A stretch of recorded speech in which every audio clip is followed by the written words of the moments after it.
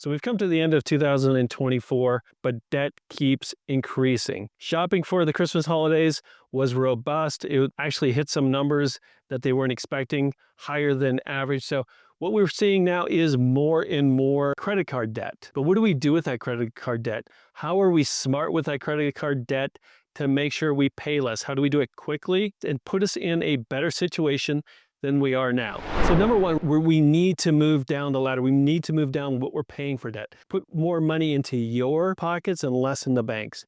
And that all comes down to making sure we go down the ladder, the ladder of what we're paying for the amount of debt. Typically, credit cards are going to be the highest interest rate out there. And what does that mean, really? That just means you're paying 2 to 3 times as much just in interest as other people are paying by using other means, making sure they take the steps to make sure they're paying the least amount of interest to the banks, meaning more money in their pockets. Here's an example. Credit cards, average probably out there, even though the Fed has lowered some rates this year, the average out there is probably close to 24, 25%. Let's use 25% just for an example here. Now let's look at $10,000. 25% is about $2,500 a year, give or take, depends on as you pay down your balance.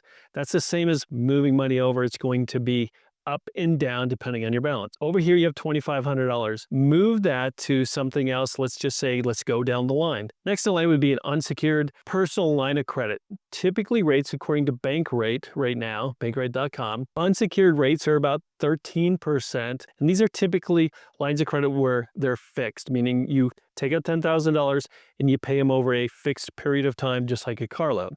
But rates there are around, like I said, 13%. So now you've gone down 12% on your interest. In other words, you're paying the banks about $1,200 less in interest. That's $100 extra every month going into your pocket. That means an extra night out. That means getting out of debt faster. All of those things that putting more money into your pocket by simply doing one of these quick changes that can get you into better debt. Better debt is debt that you're paying less for and keeping more money in your pockets. And next in line, homeowners, mostly working with homeowners.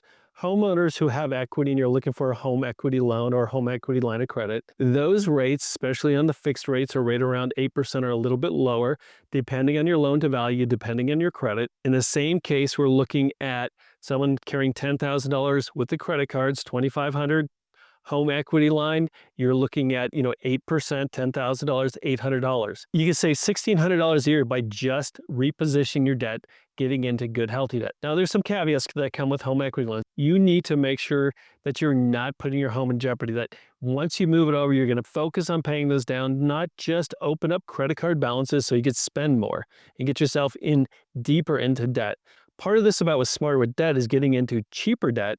So it puts more money in your pocket because you're lowering your debt costs, but you're still paying down your debt. And third, a great option for those people who are managing their credit, they're managing everything as 0% cards. Even with the fees of 3 to 4% that they charge to do balance transfers, let's just say it's 3%.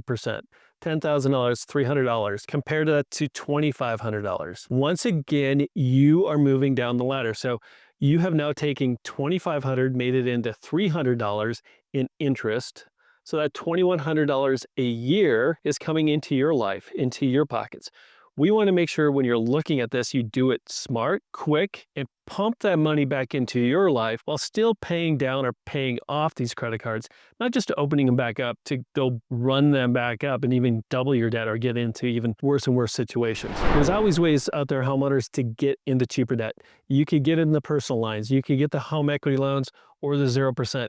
You should always be looking at pumping more money into your life and taking it out of the banks. Everything's getting more expensive out there. Food, going out, travel, whatever it may be. You need to figure out ways to put more money into your life that are quick, easy, and that puts you in a better situation. Most refis right now, especially if you have rates that are below 4% on your mortgage, it's not a great option. It's not a great option because it's going to cost you a lot more than something like a home equity loan. If you're out there looking for a refinance, stop before you do that. Look at home equity loans, either the fixed rate or the HELOCs, the variable rates, because it looks like rates are going to be kind of stable for the next 12 to 18 months, which means they're not going to be going down too much, but they're also not going to be going up. We're going to have to get through this period where the U.S. is in debt. We got to pay that back.